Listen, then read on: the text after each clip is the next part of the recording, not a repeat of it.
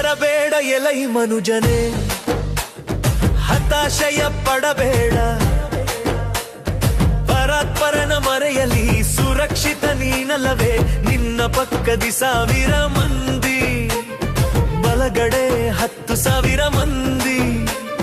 ಸತ್ತು ಬಿದ್ದರೂ ನಿನಗೇನು ತಟ್ಟದು, ಯೇಸುವಿನ ಕೃಪೆಯು ನಿನ್ನನ್ನು ಕಾಯುವುದು. ಆತನೇ ನಿನ್ನ ಶರಣನು, ಆತನೇ ನಿನ್ನ ದುರ್ಗವು.